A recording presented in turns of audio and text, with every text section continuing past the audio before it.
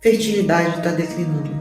Obviamente que é muito bom não ter 8 ou 9 filhos igual as nossas avós tinham, mas eu tenho notado uma trend de pessoas que estão tentando engravidar, estão fazendo de tudo e não estão conseguindo. Será que é por causa da idade? Por que acontece isso? E será que é só isso mesmo? Bem, no vídeo de hoje eu vou contar a história de uma cliente minha, que é uma menina jovem, estava tentando engravidar, não estava conseguindo, a alternativa que estava sobrando é a FIV, que custa aí uns 30 mil reais ou mais, E ela veio até mim buscando ajuda e ela conseguiu engravidar, Engravidei uma cliente. Bem, no vídeo de hoje eu vou contar a história dela e vou explicar alguns fatores que fazem com que a fertilidade possa declinar. Então vem comigo.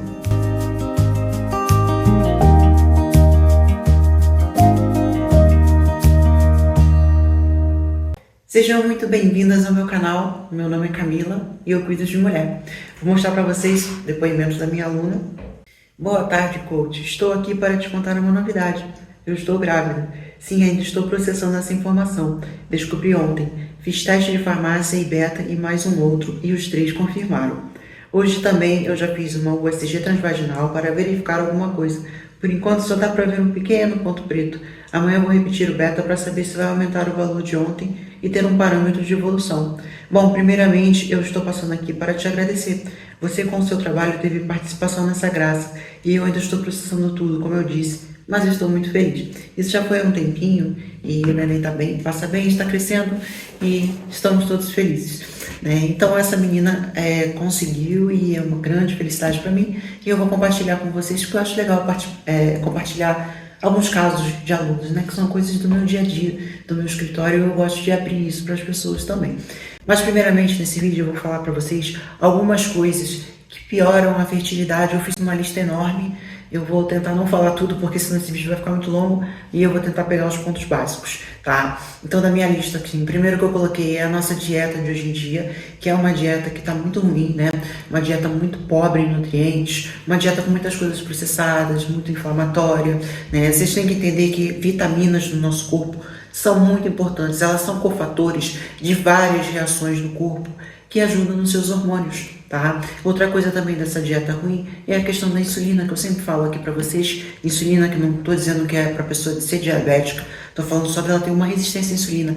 Resistência à insulina pode impactar muito na fertilidade. Por exemplo, você vai ver a pessoa lá que tem SOP, provavelmente ela vai ter uma resistência à insulina, não é sempre, mas provavelmente. E isso pode, por exemplo, aumentar os andrógenos, que afetam a ovulação lá no comecinho, comunicação, tudo isso pode afetar. E hoje em dia, com essa dieta que a gente está, é muito normal, eu pego muito na consultoria meninas com uma insulina não muito boa. E às vezes a menina é magra, assim, mas está com a insulina ruim, está se alimentando mal, tá? Então a primeira coisa, assim, primordial que mudou muito de lá para cá, dos tempos da nossa avó para cá, é a questão da dieta, tá? Segundo, outra questão também dietética que aconteceu comigo, tá? Das meninas que comem muito pouco, Do mundo fitness. Eu passei aí 7 anos sem menstruar, eu fui uma pessoa infértil por muitos anos. A minha dieta era hipocalórica, o corpo ele entende que quando tá ali, tá faltando nutrientes, está faltando caloria, não tem como você ter um bebê. Porque para você ter um bebê, você vai precisar ter um bom aporte calórico, um bom aporte de vitamina para você poder sustentar uma outra vida.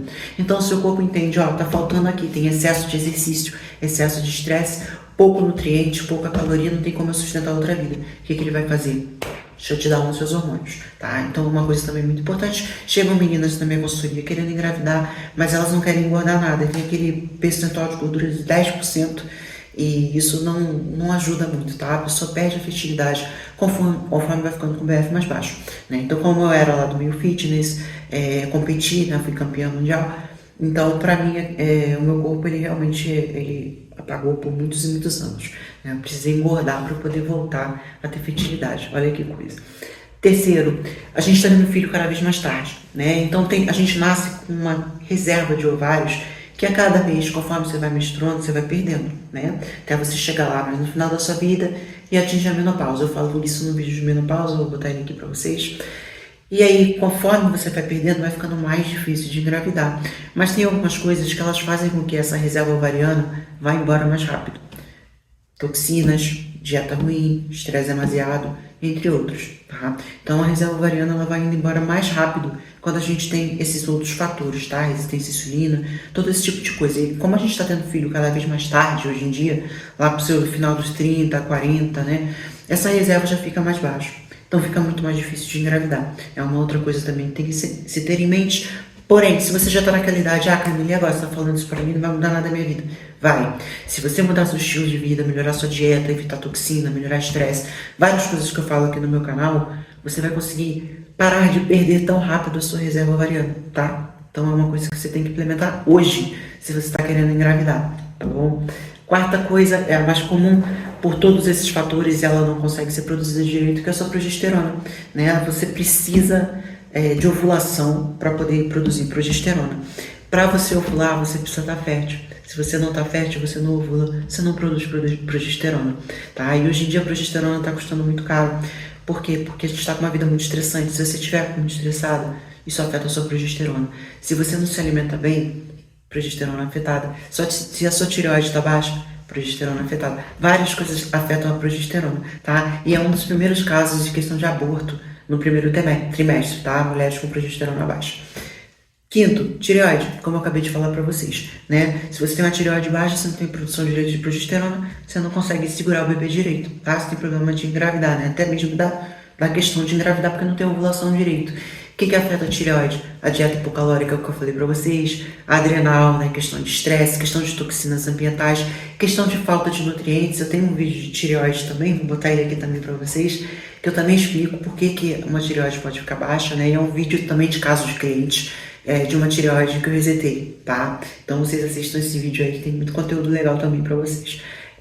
Sexto, estresse, né? Não sei se eu colocava o estresse como sexto ou como primeiro, né?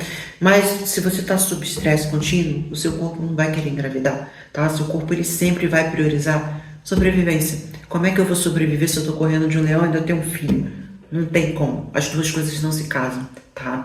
E o estresse, ele pode afetar também a tireoide, como eu já falei em vários vídeos aqui, que pode afetar a progesterona, que pode bagunçar tudo e você não consegue engravidar por isso também.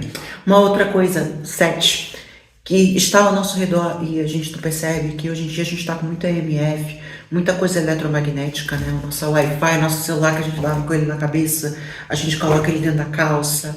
Isso aqui tá afetando pra caramba a fertilidade, tá? Até mesmo de homens, tá? Que eu tô falando aqui de mulher, mas afeta homem, tá? A motilidade dos espermatozoides pode ser afetado por isso, tá? E não só isso, nas cuecas que eles usam de poliéster, já tem até estudo mostrando isso, que diminui lá.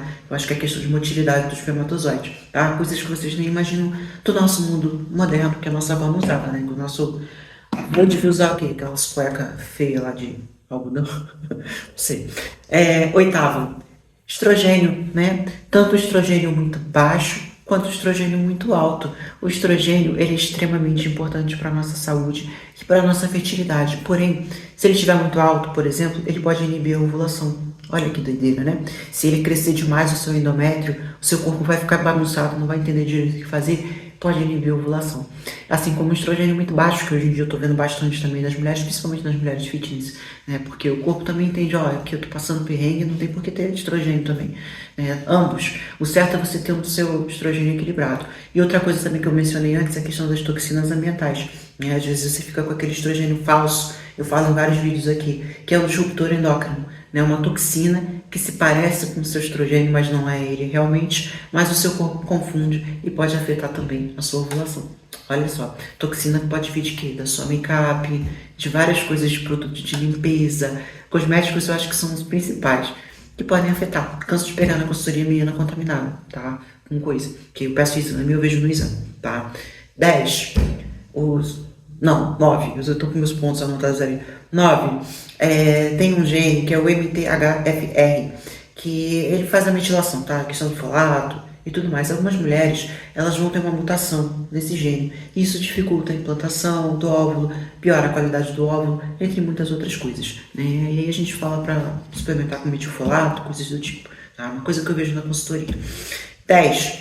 Condições como SOP, endometriose, tudo isso já piora. Tem vários vídeos falando sobre isso, vídeos explicando por que piora, né? Porque assim, dá pra pessoa engravidar no SOP? Dá. que precisa mudar algumas coisas de estilo de vida, umas questões hormonais, né? Já tive aluna engravidando tranquilamente, só com mudanças de estilo de vida, tá? Tem vídeo sobre isso também, vou deixar aqui para vocês também.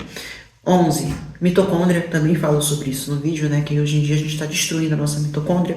Ela é extremamente importante para a questão de fertilidade, para a qualidade de óvulo, entre outros, né? A gente está com muito estresse oxidativo, que é o que piora ela. O que faz os estresse oxidativo? Questão da resistência à insulina, que eu falei para vocês, das toxinas ambientais, excesso de estresse, excesso de estimulação, falta de nutrientes, entre outras coisas, tá? 12. Eu já tô acabando, tá? Vou parar já na próxima. 12. Anticoncepcional, né? O uso prolongado de anticoncepcional em algumas mulheres, elas ficam com dificuldade de depois conseguir voltar ao eixo, tá? Mas é muito mais mulheres que ficam usando por muitos anos, né? Depois fica muito difícil. E elas, às vezes, até têm alguma condição que elas não sabiam, que é mascarada pelo anticoncepcional, e elas descobrem depois, como, por exemplo, SOP.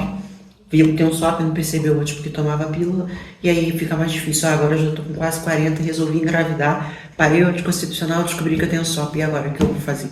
Né? Eu vou pra FIV? Você vê. Última, prometo pra vocês, questão de sono, questão de não pegar sol, né? Um ciclo circadiano que não tá mais regulado, né? A época da nossa avó acordava com as galinhas, acordava às 5 horas da manhã, a gente não, a gente dorme 2 da manhã e acorda cedo para trabalhar, né? E isso tudo afeta o seu hormônio, porque eu falo em outros vídeos que os nossos hormônios, eles têm um reloginho no corpo, tá? De manhã, produção X, à tarde, produção Y, à noite, produção Z, tá? E se tá tudo bagunçado, essa produção vai ser muito afetada. Beleza? Vamos ao caso da minha cliente, acho que eu vou dividir a tela com vocês aqui, eu anotei.